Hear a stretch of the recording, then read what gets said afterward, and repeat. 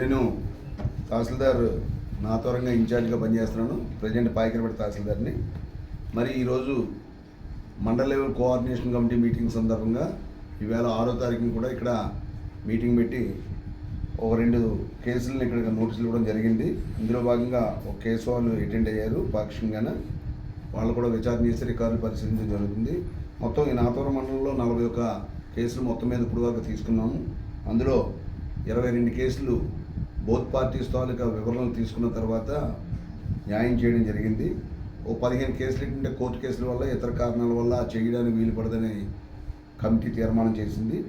ఇంకా 4 పెండింగ్లో ఉన్నాయి. మరి ఈ కమిటీ తాలూకు ముఖ్య ఉద్దేశం ఏంటంటే ప్రతి వాళ్ళు కూడా కోర్టుకు వెళ్ళడం కానీ, ప్రతి వాళ్ళు కూడా ప్రతిసారి పై అధికారుల దగ్గరికి వెళ్ళడం కానీ ఇబ్బంది పడుతున్నారు.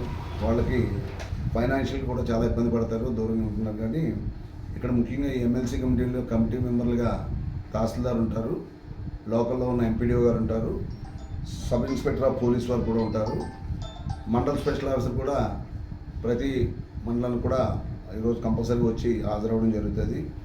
వీళ్ళ తాలూకా బోత్ పార్టీస్ తాలూకా వివాదం ఏంటన్నది ముందు పరిగణలో తీసుకొని వాళ్ళ దగ్గర ఉన్న రికార్డులన్నీ పరిశీలించి ఆ సమస్య పరిష్కరించగలమా పరిష్కరించగలమా, ఒకవేళ పరిష్కరించడం వీలుపోతే కారణం ఏంటన్నది ఒక సర్వే రిపోర్ట్ అవసరమా లేదా గ్రామ స్థాయిలో లోకల్ ఎంక్వైరీ కండక్ట్ చేయడం అవసరం అన్నది కూడా నిర్ధారణ చేసుకొని వాళ్ళకి 2-3 వాయిదాలు ఇవ్వడం.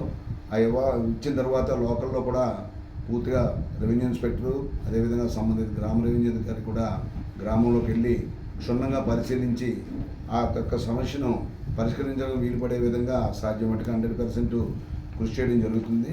ఇంకా పరిష్కరించడానికి వీలుపడి కోర్టు కేసులు ఉండిపోతాయి.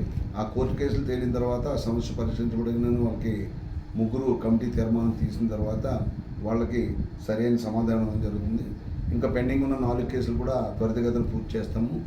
అదేవిధంగా ఈ యొక్క మండల కోఆర్డినేషన్ కమిటీ తాలూకా ముఖ్య ఉద్దేశం పబ్లిక్లో అందరూ తెలిసే విధంగా ఏంటంటే కొంతమంది కావాలని వాళ్ళే గొడవలు పట్టుకొని పేదవాడు ఎవడైతే ఉన్నాడో వాడికి కొంత ఇబ్బంది పెట్టడం, బౌండరీ డిస్ప్యూట్లు, ఏ విధమైన రికార్డులు కూడా చూపించకుండా అంతరాయం చేయడం, ఈ రీసర్వేలో వచ్చిన దరఖాస్తుల మీద కూడా ఏమైనా సాగుబడి తేడాలు ఉంటే వాటిని కూడా పరిష్కరించడం కూడా జరుగుతుంది.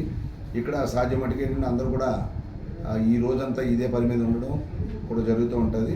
కావున ఈ యొక్క ఎమ్మెల్సీ కార్యక్రమాన్ని నాతోరంలో ఉన్న ప్రజలందరూ కూడా వినియోగించుకొని ముందుకెళ్ళాలని కోరుకుంటూ అందరూ కోరుతూ నాతోరం తహసీల్దార్గా తెలియజేయడం. Thank you.